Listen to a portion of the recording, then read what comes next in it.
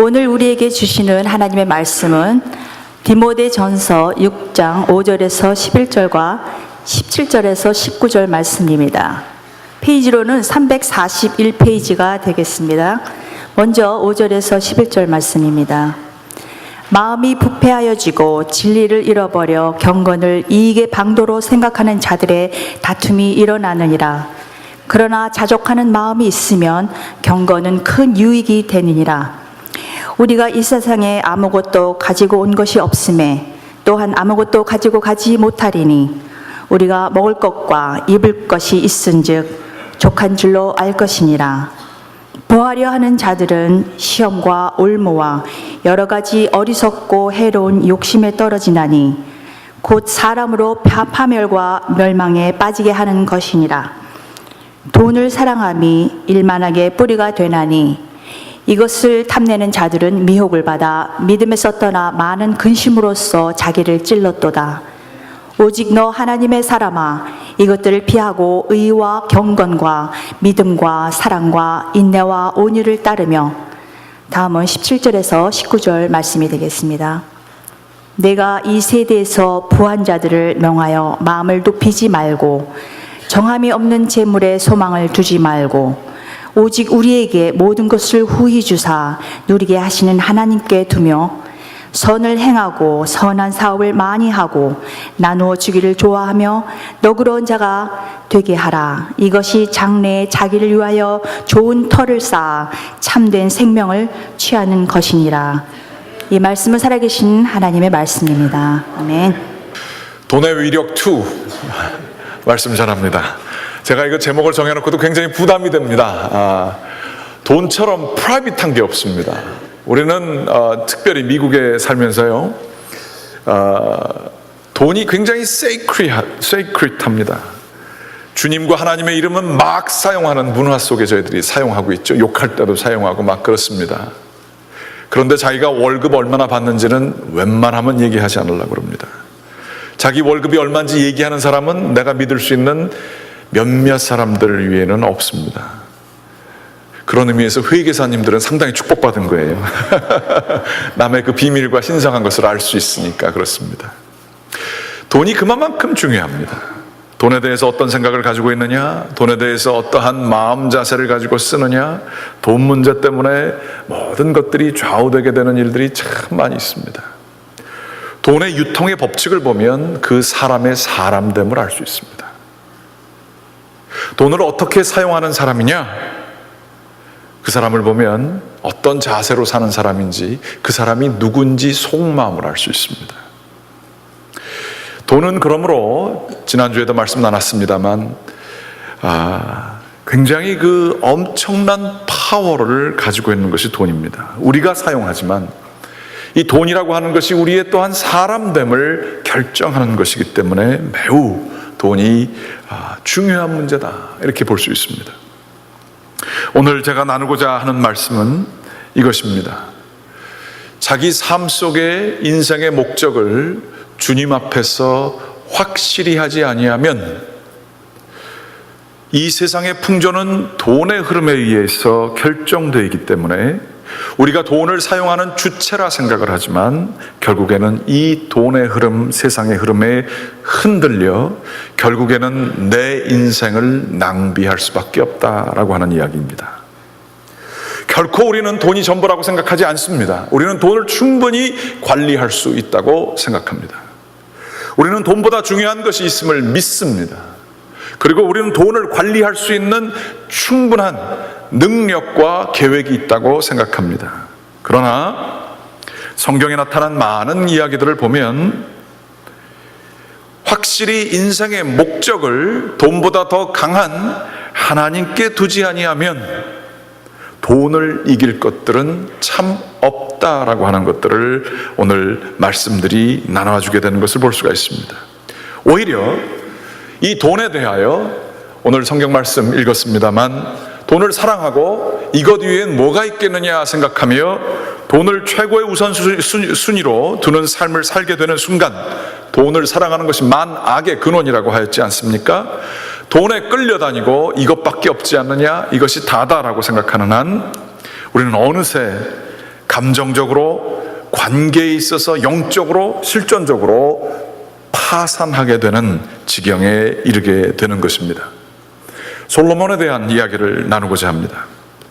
솔로몬은 주님께 지혜를 구하였던 사람입니다. 그래서 지혜를 받고 아주 유명한 판단을 내린 분이시지요. 여러분이 아시는 것처럼 어린아이를 두고 반을 잘라라, 그래서 자르지 말라고 한 그 어머니의 긍휼함을 보고 그 사람이 어머니라고 하는 판단을 내리는 굉장한 그 현안을 가지고 계신 분이 솔로몬이었습니다. 그런데 이 지혜를 가지고 통치를 하게 될 때에 그는 이스라엘 역사상에서 볼 수 없는 가장 부유한 사람이 되게 됩니다.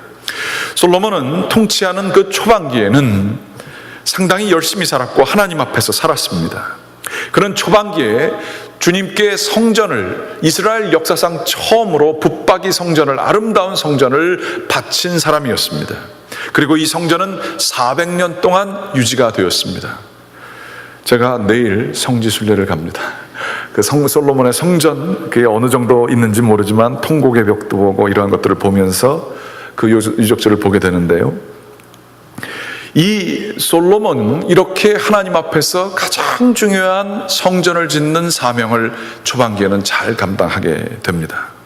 오늘 성경 말씀을 잠깐 화면에 보여주시기 바랍니다. 열왕기상 6장 37절과 38절 말씀에는 이렇게 쓰여져 있습니다.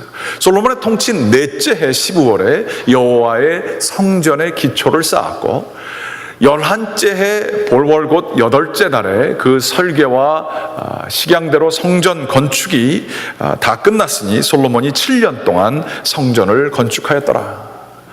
하나님의 전을 짓는 이 기쁨이 얼마나 크겠습니까? 솔로몬은 이렇게 자기의 지혜를 가지고 아름다운 성전을 건축합니다. 그런데 6장 38절로 끝난 이후에 7장 1절로 분위기가 바뀌어지면서 이런 이야기가 쓰여져 있습니다. 솔로몬이 자기의 왕궁을 13년 동안, 숫자도 아주 불길하죠? 13년 동안 건축하여 그 전부를 준공하니라. 눈치가 빠르신 분은 여기서부터 뭐가 지금서부터 잘못되고 있구나라고 하는 것을 금방 깨달을 수 있을 것입니다. 주님의 성전은 7년 했는데요, 거의 2배에 가까운 시간을 자기의 성전을 지었습니다. 주님의 성전도 짓고 자기의 왕궁도 짓는 것은 결코 쉬운 일이 아닙니다. 그 어떤 왕도 그만큼의 부와 재물을 소유하지 않았고 인력을 소유하지 않았습니다. 솔로몬의 왕궁이 얼마나 아름다운지 백향목과 아름다운 대리석들로 놓여진 건 여러분들께서 성경을 읽으시는 분들은 아실 것입니다. 그런데 이렇게 많은 부를 가질 수 있는 힘과 지혜를 가졌던 이 솔로몬은 그 부를 어찌할 바를 몰랐던 것 같습니다.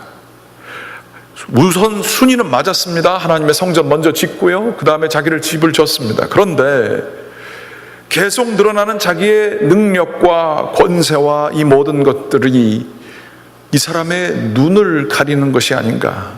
어떻게 하나님의 성전은 7년 하고 자기 왕궁은 13년을 했는가? 우리는 질문을 가지지 않을 수가 없습니다. 계속해서 7장서부터 열왕기상의 말씀을 보게 되면 솔로몬이 얼만큼 부자였던가라고 하는 이야기가 계속 나오고 있습니다. 14,000의 병거, 체리엇, 그게 지금 식으로 얘기하면 최신식 무기를 소유했다고 볼 수 있고요, 12,000마리의 말을 소유했다고 성경은 기록하고 있습니다. 700명의 아내와 300명의 첩이 있었다고 합니다. 뭐 하려고 그러는지 모르겠어요. 700명의 아내와 300명의 첩, 1000명의 아내들이, 그 당시에는 이 아내와 첩이 많은 게 자기의 부의 상징이었기 때문에 더 그랬습니다. 이렇게 자기의 엄청나게 불어나는 재산을 가지고 어떤 방향으로 나아가지 못하고 그것을 더 늘리는 데에만 관심을 가지고 있는, 돈의 위력, 파워 오브 머니에 점점 그 마음의 중심이 빼앗기는 한 인간의 모습을 우리들은 봅니다. 이 사람이 나쁜 사람입니까? 아닙니다. 그거보다 하나님을 너무너무 사랑하였던, 주님을 섬겼던 솔로몬이었지만 이 시간이 지나며 부가 늘어나게 되었을 때에 이러한 변화가 있는 것을 우리들은 감지할 수 있습니다. 이러한 것들이 자랑이 될 수 있는 14,000의 병거, 12,000마리의 말, 700명의 아내와 300명의 첩이 자랑이 될 수 있는 숫자가 아니라 이것을 보게 될 때에 우리들도 그걸 보면 이거 기가 막히다 라고 하는 생각을 갖게 되는 것처럼 성경은 그 지나친 부가 솔로몬을 어떻게 만들어졌는지에 대한 생각을 갖게 합니다. 그러다가 열왕기상 11장 4절에서는 드디어 판결물이 나옵니다. 솔로몬이 나이가 많아지면서 점점 영적으로 어두워져서 솔로몬의 나이가 많을 때에 그의 여인들이 그의 마음을 돌려 다른 신들을 따르게 하였으므로 왕의 마음이 그의 아버지 다윗의 마음과 같지 아니하여 그의 하나님 여호와 앞에 온전하지 못하였으니, 다윗은 하나님의 마음에 합한 사람이었습니다. 마지막 때에도 어려움을 당하면서도 주님의 원칙에 따라서 살았던 사람입니다. 그런데 이 솔로몬은 나이가 많아졌을 때에 영적인 분별력이 흐려지게 되고 자기의 그 재산과, 그 당시에는 재산과 같은 그 여인들이 섬기고 있던 신, Power of Money, 그거에 마음이 돌려지게 되어 다른 우상을 섬기게 되었던 것입니다. 성경은 그리하여 여호와께서 솔로몬을 버리셨다라는 그러한 선포를 하고 있습니다. 솔로몬은 자기의 인생의 마지막 그 최후의 시간에 전도서를 썼다고 믿겨집니다. 그리고 이 전도서 내용의 2장 10절서부터 11절까지 말씀은 같이 한번 우리들이 읽어봤으면 좋겠습니다. 무엇이든지 내 눈이 원하는 것을 내가 금하지 아니하며 무엇이든지 내 마음이 즐거워하는 것을 내가 막지 아니하였으니 이는 나의 모든 수고를 내 마음이 기뻐하였음이라. 이것이 나와 모든 수고로 말미암아 얻은 몫이로다. 아멘. 그런데 솔로몬이 얼마나 큰 일을 했던지를 보여주는 거예요. 눈이 원하는 거면 내가 금하지 않고 다 그것을 추구했던 거예요. 이것을 일컬어서 신약에서는 안목의 정욕이라고 합니다. 뭐 큰 거 있으면 무조건 그거 가지고 싶은 거예요. 그걸 금하지 않는 거예요. 절제하지 않았다라는 얘기입니다. 내 마음이 즐거워하는 것을, 쾌락이 있어요. 그러면 그것을 막지 않은 겁니다. 할 수 있는 능력이 있고 해도 되고 누가 뭐라고 막는 사람도 없어요. 내가 막지 않으면 막을 게 없어요. 즐거워하는 일은 해야 되는 거예요. 그리고 막지 않았다는 거예요. 내 모든 수고를 결국에는 그래서 열심히 그 좋아하는 것들을 하게 되니 내 마음이 기뻐하였는데 이 모든 수고로 말미암아 얻은 몫이다라고 하며 그 많은 재산과 그 많은 것들을 기뻐하였던 인간의 모습이 나옵니다. 그런데 11절 같이 한번 읽습니다. 그 후에 내가 생각해 본즉 내 손으로 한 모든 일과 내가 수고한 모든 것이 다 헛되어 바람을 잡은 것이며 해 아래서 무익한 것이로다. 이렇게 바로 모든 그 수많은 것들을 이룩한 이스라엘 역사상 가장 부유했던 사람이 마지막에 죽음을 앞에 두고 자기의 인생을 평가하게 될 때에 내가 손으로 한 모든 일들과 내가 수고한 모든 것들이 알고 보니 참 헛되다 하는 것을 깨달았어요. 바람을 내가 잡으려고 수고했었구나, 해 아래 다 무익한 것이구나 라고 하며 죽음 앞에서 자기의 인생을 평가할 때에 많은 것을 가졌을지 모르지만 자기의 인생은 파산, 뱅크럽트 되었다 라고 선언을 하게 된 것입니다. 자기의 소유에 의하여 자기의 마음을 빼앗기게 된, 하나님이 그리도 축복했건만 축복을 잘못 관리한 인간의 파산 지경을 전도서에서는 보여주고 있다 하는 얘기입니다. 다시 말하자면 인생에 있어서 돈 아니면 재산, 능력, 권세, 이 모든 것이 아니라 확실한 인생의 의미에 대한 정확한 계획을 가지지 아니하면 이 다른 것들에 의해 휩싸이게 되고 결국에는 그 마지막이 파산으로 가게 됨을 성경은 선명하게 보여주고 있다는 사실인 것입니다. 그러나 우리들은 이렇게까지 생각하지 않습니다. 저희들은 마치 돈보다 더 중요한 것이 있다고 생각하지만 과연 그것이 뭘까요? 우리의 돈을 기꺼이 써오면서까지, 희생하면서까지 우리들은 그 중요한 게 있다고 생각하고 나는 그러한 돈에 의해서 움직이지 않는 사람이라고 하지만 마지막 체크를 쓰거나 돈을 쓰게 될 때에 그 가치를 위하여 얼마만큼 희생하십니까? 얼마만큼 원칙을 가지고 인생의 의미, 이건 내가 이거 하려고 내가 존재되었고 창조되었고 이것을 하게 될 때 그 세상에 다른 그 어떠한 것도 이것만큼 귀한 것은 없다. 이 귀한 것, 이 아름다운 것, 그것이 도대체 무엇입니까? 그것을 위해서 어떤 수고를 하고 계시고 어떤 계획을 가지고 계십니까? 이게 확실하지 아니하면 많은 경우에 그렇지만 시간도 확실히 중요한 것을 먼저 해야겠다 계산해서 그것을 먼저 하고 그 관리하지 않으면 바쁜 다른 잡다한 일에 의해서 그것을 결국에 못하게 되지 않습니까? 그것처럼 인생의 의미, 인생의 목적에 대해서 선명한 가치관을 가지고 있지 않게 되면 솔로몬과 같은 내 인생 되돌아보니까 헛된 것만 하다가 지나갔다라고 결론을 낼 수가 있다는 것입니다. 돈과 인생의 의미라는 글을 쓴 조셉 니들만이라고 하는 철학자가 있습니다. 유대인 철학자고요, 신학자가 아닙니다. 이 사람은 사람들이 살아가는 그 현상에 대해 깊은 통찰을 가지기를 원했고요, 그러면서 굉장히 객관적인 입장에서 사람을 분석하고 결론을 내립니다. 특별히 돈과 인생의 의미에서 이렇게 쓰게 되었습니다. 이분이 얘기한 것은 이렇습니다. 돈은 생생한 외부 세계와 접촉하는 직접적이고 중요한 수단이 되었기 때문에 우리들 대부분에게 있어서 어떻게 돈을 얻고 벌고 늘리느냐보다 더 절실한 문제는 없다. 정말 그렇죠? 어떤 공포도 호주머니가 비어있는 사람의 공포에는 미치지 못하는 세상이 되었다. 따라서 중요한 것은 이런 욕망과 공포를 제거하는 것이 아니다.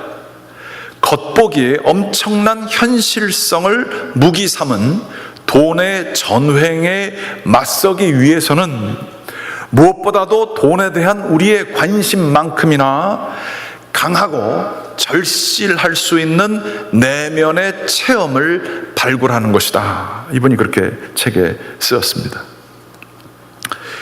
무슨 내용입니까? 돈이 우리에게 주는 욕망과 공포가 있다는 거예요. 돈 가지고 이걸 더 하고 싶고, 또 아니면 그거 없어지면 공포가 생기고, 이게 바로 우상이 저희에게 주는 것들이죠. 그런데 이것을 없앨 수 있는 자기 자신이라고 하는 것이 의지가 강한 자신이 있느냐? 그거 불가능하다는 얘기입니다. 이런 우상과 같은 엄청난 파워가 있는 돈의 전횡에 맞서기 위해서는 그것을 싸울 수 있는 것은 우리의 능력이 없고, 그 돈에 대한 관심보다 더 강하고 더 절실한 내면의 체험이 있어야 한다는 것입니다.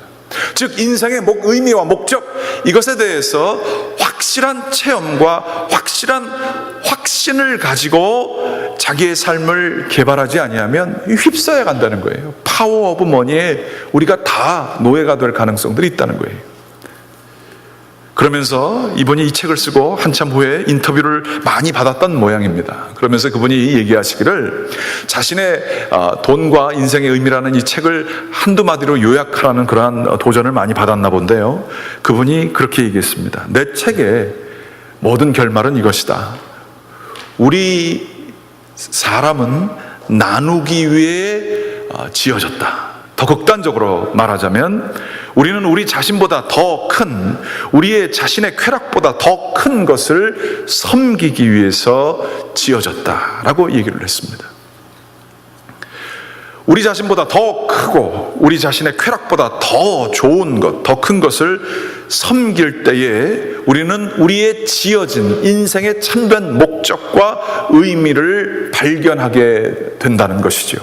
그것을 나누기 위해 더 큰 것을 바라보며 나누게 될 때에 사람들이 행복하고 가치가 있고 의미 있는 것을 느끼게끔 자기가 객관적으로 보니까 그렇게 되었다는 것입니다. 이분의 말이 의미하는 바가 굉장히 크지요. 여러분의 인생의 의미가 뭡니까? 여러분의 쾌락과 우리 자신보다 더 큰 것을 위해 섬기는 것이 무엇이 있습니까? 인생의 의미는 무엇입니까? 그것을 얼마만큼 내면적으로 강렬하게 체험하십니까? 돈의 그 파워에, 위력에 대항할 수 있을 만큼 얼마만큼 그 확신을 가지고 계십니까? 우리 주님께서는 인생의 의미를 이렇게 정의하셨습니다. 율법을 다 정리하면서 말씀하시기를, 내 마음을 다하고 목숨을 다하고 뜻을 다하여 주 너의 하나님을 사랑하라. 내 이웃을 내 몸과 같이 사랑하라 라고 말씀했습니다. 정확히 이 철학자의 객관적인 서술과 일치하는, 그러나 하나님 입장에서 쓴 글인 것입니다. 하나님을 사랑하되 마음과 목숨과 뜻을 다하여 온전히 사랑하게 될 때에, 우리보다 더 큰 분을 섬기게 될 때에 우리의 지어진 바의 목적이 이루어진다. 또 우리의 이웃을 내 몸과 같이, 내 쾌락을 추구하는 이 몸의 그 모든 욕심을 더 뛰어넘어서 이웃을 그렇게 사랑하게 될 때에 우리들은 우리의 지어진 바 목적에 합당한 삶을 살게 된다 하는 것이지요. 마르틴 루터는 그리스도인의 자유라는 책에서 이렇게 썼습니다. 그리스도인은 자신 안에 사는 것이 아니라 그리스도와 이웃 안에 사는 것이다. 다시 얘기합니다. 그리스도인은 자기의 목적을 위해서 내 것을 이루고자 나의 것을 추구하고자 사는 것이 아니라 그리스도와 이웃 안에 사는 것이다. 그렇지 아니하면 그는 그리스도인이 아니다. 그리스도인은 믿음을 통해 그리스도 안에 살고 사랑을 통해 이웃 안에 산다. 믿음을 통해 그는 자신을 초월하여 하나님께 사로잡힌다. 사랑을 통해 그는 자신 아래로 내려가 이웃에게 다가간다. 우리 자신을 잃는 것 같지만 그는 여전히 그 행위들을 통하여 하나님과 그분의 사랑 안에 언제나 거한다. 즉 믿음의 행위를 하며 주님께 온전히 바치는 삶을 할 때에, 또한 낮아지면서 사람들을 섬기게 될 때에 그는 자신을 잃는 것 같지만 자신을 발견한다는 얘기예요. 소금 인형이라고 하는 비유가 있습니다. 노래로도 만들어진 아주 오래된 이야기입니다. 어떤 소금 인형이 자기가 어떻게 만들어진가 궁금한 것이었습니다. 많은 사람들을 찾아가보고 많은 사람들에게 내가 누군지 아십니까? 물어봤습니다. 내 인생의 의미와 목적이 뭘까요? 그러고 물어봤습니다. 그런데 어느 것도 자기의 그 깊은 열망을 채워준 것이 없었습니다. 그러다가 어느 날 바다 옆을 지나가게 됐는데 바다를 보면서 굉장히 거기에 끌리게 됐습니다. 왜 이렇게 끌릴까? 이게 뭘까? 라고 하며 발을 담갔습니다. 그런데 갑자기 자기 발이 없어지는 겁니다. 두려워져서 이것을 뺄까 하다가 발을 담갔을 때의 그 느낌이 뭔가 깊은 울림이 있었던 겁니다. 다른 발을 두렵지만 또 담아봅니다. 두렵지만 계속해서 그 안으로 들어갑니다. 자신을 잃어버리는 것 같지만 깊은 만족이 있었습니다. 그러며 자신이 온전히 그 바닷속으로 들어갔을 때에 목소리가 하나 들려왔습니다. 드디어 나를 찾았다. 자신을 온전히 하나님과 믿음을 통하여 하나님과 낮아짐을 통하여 이웃에게 나누게 될 때 우리는 우리 자신을 잃는 것 같고, 우리 자신이 나 이러다가 사람한테 뒤통수 맞는 거 아니야? 이러다가 남는 거 없는 거 아니야? 내 것도 챙기면서 살아야지. 남을 누가 나를 챙겨주겠나? 이렇게 생각하게 되는 이러한 생각 속에서 온전히 거기에 헌신하게 될 때에 우리는 우리 자신을 발견하게 된다라고 하는 이야기인 것입니다. 요즘 세상이 어떤가요? 참 돈이면 다 되는 세상 아닙니까? 제가 어디서 참 재밌는 그러한 글을 봤는데요. 요즘에 어떤 직업을 찾는다고 했을 때 무슨 직업이냐, 그것이 어떤 기쁨이 있느냐, 어떤 즐거움을 주느냐, 어떤 의미가 있느냐에 대해서 물어보는 사람은 아무도 없답니다. 새로 잡았어 그러면 제일 궁금한 게, 그래서 월급을 얼마 준대? 그걸 제일 먼저 물어본다는 거예요. 인생의 의미와 가치관보다는 이렇게 모든 것이 돈으로 환산되는 세상 속에 우리들이 살고 있습니다. 내가 하는 일의 가치와 의미보다는 그것이 얼마로 환산되어지냐에 살고 있습니다. 또한 제가 얘기 듣습니다. 재혼을 하는 경우에는요, 이제는 세상의 힘들고 어려운 것을 다 경험하게 되어서 그 남자가 그 여자가 어느 정도 돈이 있느냐가 재혼의 조건이 된다는 거예요. 재혼할 때 외모 보는 사람 그렇게 많지 않다 그럽니다. 재혼할 때 제일 중요한 것은 돈이 얼마나 있냐가 중요한다는 거예요. 사랑이 없습니다. 재혼할 때는 돈밖에 없습니다. 그런 얘기 많이 들으셨고 그런 생각 속에 사시고 그런 것들을 살고 우리가 그 세상 속에 살고 있지만 얼마나 슬픕니까? 일하는 것의 의미를 잃어버린 사회, 사랑이 자리 잡을 수 없는 사회, 모든 것이 돈으로 환원되는 이 사회에 대해서 그 누가 이 사회를 정화할 수 있겠으며 그 무엇이 이것을 대안되는 사회를 구현할 수 있겠습니까? 그 어느 누구가 이 돈을 이길 수 있는, 파워 오브 머니를 이길 수 있는 참된 메시지를 전할 수 있겠습니까? 이 험악하게 되어진, 숫자로 다 환원되어져 버리게 된 이 세상 속에 그 누가 희망을 줄 수 있으며 그 누가 이 세상을 뛰어넘어 있는 다른 세상을 바라보게 하고 의미와 가치와 사랑을 얘기하는 사람들이 어디 있겠습니까? 저는 믿기는 교회, 우리 주 예수 그리스도밖에 없다고 믿습니다. 우리 그거 사명받은 사람들입니다. 그것을 지키는 마지막 보루가 있으니 그것은 정부도 아닐 것이고 학교도 아닐 것입니다. 민간 업체도 아닐 것입니다. 유일하게 가장 강한 이 돈의 위력에 대해 싸울 수 있는 메시지를 줄 수 있는 기반은 성경밖에 없습니다. 팔복이 있습니다. 우리 주님께서 복이라고 하는 것을 완전히 재정의를 하셨습니다. 마음이 가난한 자는 복이 있나니, 애통하는 자는 복이 있나니, 온유한 자는 복이 있나니, 하나님의 의를 추구하는 자는 복이 있나니, 마음이 청결한 자는 복이 있나니, 평화를 위해서 일하는 사람은 복이 있나니, 하나님의 의를 위하여 핍박받고 고생을 자처하는 사람들은 복이 있나니 라고 이야기를 하십니다. 그게 어떻게 복입니까? 자기 마음이 편해야 복이지요. 다 잘 원하는 대로 돌아가야 그게 복이고, 어떻게 애통하는 게 복입니까? 즐거워하는 게 복이지요. 어떻게 온유한 자가 사람들에게 휘둘릴 수 있는 가능성 있는 사람이 어떻게 이게 복입니까? 사람들이 뭐라 해도 흔들리지 아니하는 사람이 복이 있죠. 하나님의 의가 밥 먹여주나요? 내 존재, 나의 의가 인정받아야 그게 진리입니다.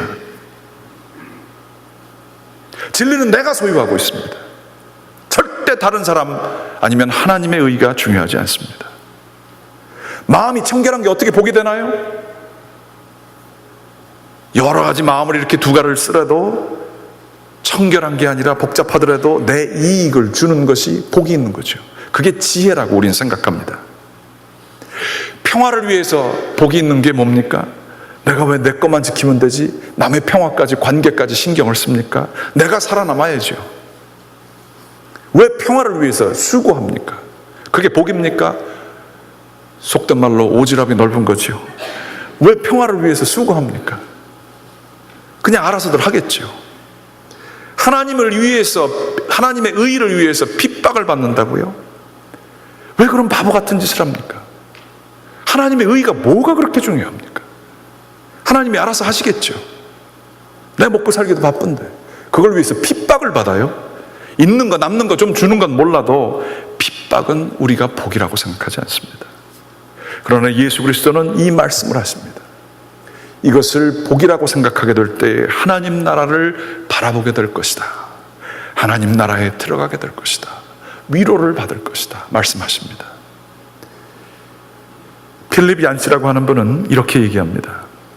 내가 처음 팔복을 접했을 때는 도무지 정신없는 신비주의자가 가능하지도 않은 이상을 짓거린 것에 불과하게만 들렸다. 그러나 지금은 지극한 현실주의자가 선언한 참된 진실이 그 가운데 있음을 알게 되었다. 예수 그리스도는 인생이 어떻게 돌아가는지를 알게 되었다. 이 세상에서뿐 아니라 하늘나라에서도 말이다. 그 자신은 가난과 슬픔, 유순함, 의를 향한 목마름, 자비, 정결함, 화평, 그리고 박해로 특정지어진 삶을 살았다. 그리고 그 삶 안에서 팔복을 구현한 것이다. 어쩌면 그는 애초에 우리들보다 자신을 향한 말로 팔복을 정리했던 것인지도 모른다. 그렇습니다. 예수 그리스도는 팔복을 자기에게 적용하시면서 가난한 마음으로 사람들을 돌보았습니다. 청결한 마음을 얻기 위하여 기도하셨습니다. 충분한 12군단의 군대를 동원할 수 있었음에도 불구하고 유순하기 짝이 없게 끌려가는 양처럼 세상의 세력에 당하셨습니다. 그리고 자신과 세상을 위하여, 그리고 영적인 무지 가운데 있는 사람들을 위해서 아파하셨습니다. 하나님의 의를 위하여 자신의 목숨을 내놓으셨습니다. 자기가 높아지고 자기가 편해지고 자기의 복을 구하는 삶이 아니라 낮아지고 고생하고 십자가에서 못 박히시기까지 자신을 내려놓는 삶을 통하여 그분은 그게 복이다라고 하며 스스로를 위로하신 게 아니겠느냐 하는 말씀이에요. 그런데 바로 예수 그리스도는 자기보다 더 큰 하나님의 의를 구현하기 위하여 자기를 내려놓았고, 자기와 전혀 관계없는, 심지어 2000년 뒤에 있는 저희 한 사람 한 사람까지도 생각하시며 그들의 죄에서 벗어나지 못하는 모습을 위하여 십자가에서 그들을 사랑하여 목숨을 바치셨던 분이십니다. 가장 인류 역사상 행복한 사람, 인생의 의미를 잘 아는 사람을 꼽아라 그러면 그것은 바로 예수 그리스도셨습니다. 가장 기뻐하며 인생의 순간순간을 바른 방향으로 사는 사람을 찾아라, 그것은 바로 예수 그리스도셨습니다. 자기보다 더 큰 것을 마음과 목숨과 뜻을 다하여 구하셨고 이웃을 자기 몸처럼 사랑하셨던 분이 우리 주 예수 그리스도십니다. 우리는 정신 있는 사람들입니까? 이러한 분을 주인이라고 일컫습니다. 진정으로 그거를 의미하십니까? 그것이 인생의 의미 맞습니까? 그것을 위해서 나눌 각오 돼 있습니까? 애통하실 준비 돼 있습니까? 불편하신 마음 가질 준비 돼 있습니까? 하나님의 의를 위하여서 수고하실 준비 되셨습니까? 그거에 대한 내면의 체험이 확실하십니까? 그것을 따르고자 수고하시게 될 때에 우리들은 지어진 바 목적이 이루어진다는 거예요. 창조되어진 목적이 이루어진다라고 하는 그러한 이야기인 것입니다. 이 말씀을 나누고 마지막 말씀을 마치도록 하겠습니다. 제가 지난번 교회에 섬기던 분 중에 제가 이렇게 자꾸만 지난번 교회 얘기를 하게 되는 걸 보니 제가 만일 그럴 일이 없다고 생각하지만 다른 교회 가면 여러분 얘기를 얼마나 많이 하겠어요. 그게 세이프해서 그냥 지난 교회 얘기를 합니다.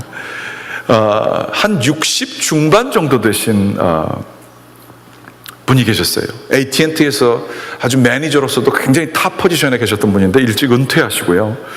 그러면서 굉장히 은퇴하시고 나서 깊은 신앙을 가지고 계셨던 미국 분이신데 고민을 하시더라고요. 교회를 위해서도 열심히 수고하시는 그런 분이신데 자기가 곰곰이 생각해 보니까 하나님을 위해서 일할 시간이 자기가 이제 한 10년여 밖에 남지 않았다는 거예요. 그런데 아직 건강이 있고 이제 은퇴했으니까 시간이 있는데 자기가 즐길 수도 있고 뭐 다 할 수 있지만 이 10년이라는 시간을 주님께 바치고 싶은데 어디다 바쳐야 될지 모르겠다는 거예요. 그러면서 굉장히 좀 초조하시는 걸 제가 본 적이 있습니다. 그러다가 저희 교회에 예전 교회 밑에 이렇게 어떤 장소가 있었는데 옛날에 굉장히 컸던 교회니까요. 거기에 이렇게 오랫동안 쓰지 않아서 버려진 공간이 있었습니다. 그걸 보면서 다들 기도하던 중에 어떤 분이 얘기를 했어요. 푸드 팬트리, 음식을 나눠주는 걸 좀 하면 어떻겠느냐. 좋은 생각 같다. 그래서 그 준비하는 팀을 만들어서 그분을 이제 다른 푸드 팬트리 하는데 며칠을 보냈습니다. 근데 그분이 거기 가서 사람들과 나누고 기도하고 섬기는 것을 보면서 딱 꽂히셨던 거예요. 그래서 자기가 찾았다는 겁니다. 그러고 오셔서 그 모든 것을 조직을 해서 그 버려진 공간을 냉장고를 맨 처음에는 한 대, 두 대 이렇게 갖다 놨다가 지금 한 10대 정도가 있다 그러더라고요.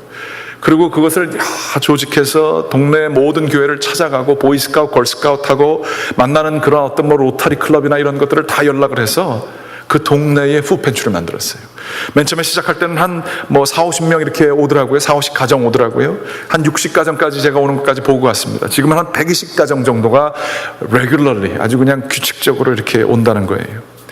거기에서 추수감사절 때는요, 무조건 오는 사람들에게 저녁 아주 만찬을 제공하고요. 크리스마스 때는 선물을 마음껏 제공해주는, 선물을 줄 수 없는 가정들을 위해서 선물을 주는 그러한 일들을 합니다. 지금 그분은 그 동네에 있는 가난한 사람들과의 네트워크가 다 돼 있어서요.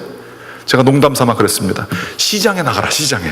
시장 나가면은 당선될 거라. 그러면서 제가 농담을 한 적이 있습니다. 그리고 그분과 같이 잠깐씩 이렇게 이메일하고 얘기할 기회가 있었습니다. 어떻게 지나느냐고. 너무 바쁘대요. 아침 9시에 일어나서 저녁 7시, 8시까지 늘 가가지고 스탁업하고 연락하고 팔로우업 해주고 이러한 일들을 다 하면서 너무 바쁜데 너무 행복하답니다. 낮아지는 길, 섬기는 길, 주님의 목적에 의해서 붙들린 길을 이 마지막 순간에 발견한 이분, 저는 그분이 그렇게 행복해 보이고 아름다워 보였습니다.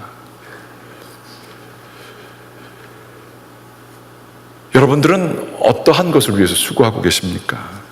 주님을 믿는다 하면서도 혹시 우리가 축복받아서 복의 근원이 되는 게 우리가 축복받는 겁니다. 축복을 받아서 나누게 될 때에 우리는 그게 축복입니다. 그걸 믿는 사람들입니다.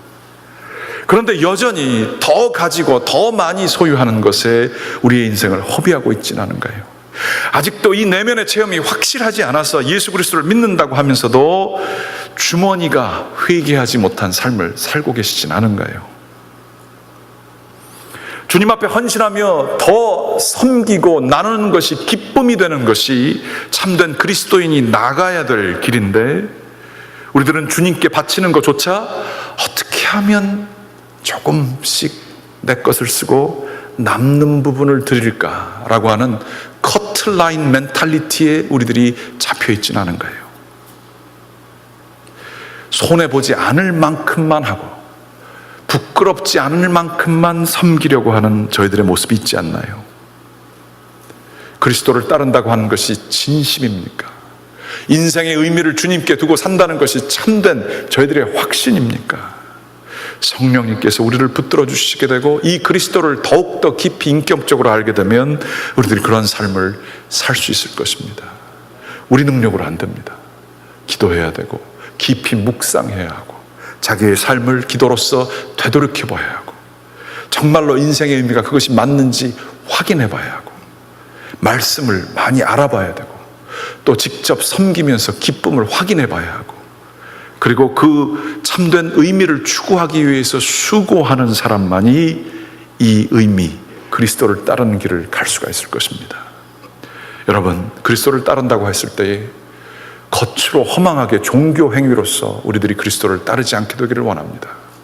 전심으로 우리를 가장 유혹할 수 있는 이 돈의 문제, 더 가지려고 하는 이 세상의 풍조에 단호하게 강하고 담대하게 노를 선언하며 다른 주님의 숭고한 의미를 세우는 참된 교회들 되시기를 주님의 이름으로 축원합니다.